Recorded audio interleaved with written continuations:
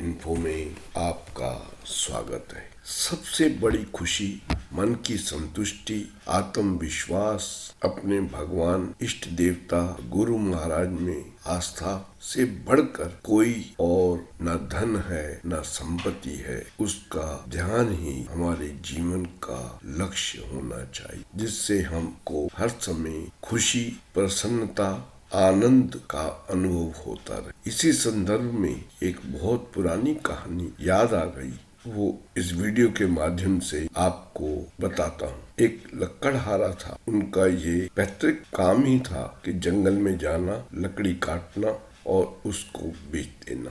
पर उस जंगल में एक संत रहते थे कुटिया में। वो देखते थे कि ये लकड़हारा रोज आता है, जितनी लकड़ी उठा सकता है उतनी काट लेता है और चला जाता है। एक दिन उस संत ने उस लकड़हारे से ये निवेदन किया कि तुम रोज लकड़ी काटते हो और उससे अपना गुजारा करते, अगर आप इस जंगल से थोड़ा सा और आगे जाओगे तो आपको और अच्छे पेड़ मिलेंगे, जिससे आप हफ्ते 10 दिन में एक ही बार आओगे और आपका गुजारा चलता। अगले दिन वो आदमी इस जंगल से आगे पार कर गया। जब दूसरे आगे बढ़ के गया तो वहाँ उसे चंदन के पेड़ मिले। उस चंदन के पेड़ को ले गया और उनको जब चंदन के पेड़ को बेचा तो 7 से 10 दिन तक उसको अपना घर का गुजारा हो गया और वो उतने दिनों के बाद आने लगा। फिर संत ने जब उसको फिर देखा तो कहा, अब पहले आप रोज आते थे, अब आप 7 या 10 दिन के बाद आते हैं। अगर आप इसके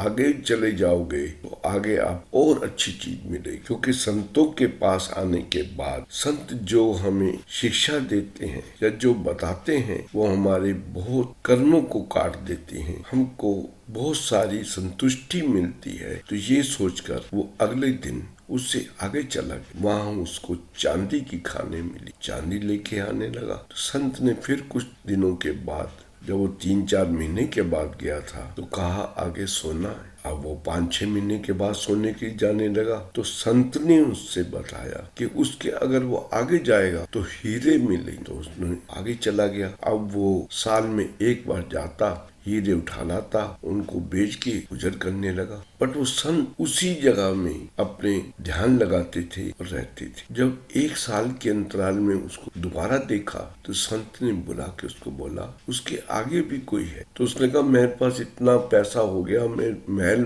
बन गए, मेरी बच्चे बड़े बड़े हो गए, मुझे कोई फिक्र नहीं है। उसने कहा, उसी फिक्र को खत्म करने के लिए जिसके पीछे तुम पड़े थे, उसके आगे ही तो सब कुछ है। उन्होंने पूछा, वो क्या है? कहते, वो तेरे अंदर है। अभी तक तूने वो लिया जो प्रकृति ने दिया था, क्योंकि ये हमारा जो शरीर है, इसके अंदर जो आत्मा है वो परमात्मा का अंश है। अगर तू उसको ध्यान लगा लेगा परमात्मा को, तो तू परमात्मा को प्राप्त कर लेगा। तुझे ये भौतिक चीजों की जरूरत ही नहीं पड़ेगी और जो कुछ रहेगा तेरे पास, उससे तुझे आनंद मिलेगा, शांति मिलेगी। शांति भी क्या मिलेगी? परम शांति का तुझे सुख मिलेगा। उसको सोचकर वो संत के चरणों में गिर गया और कहने लगा, मुझे ध्यान लगाना सिखा दो। जिंदगी में आप सब काम करो, अपनी दुनियादारी चलाने के लिए, परिवार को चलाने के लिए, समाज में रहने के लिए सारे कार्य करो, बट अपने भगवान, इष्ट देवता और गुरु महाराज में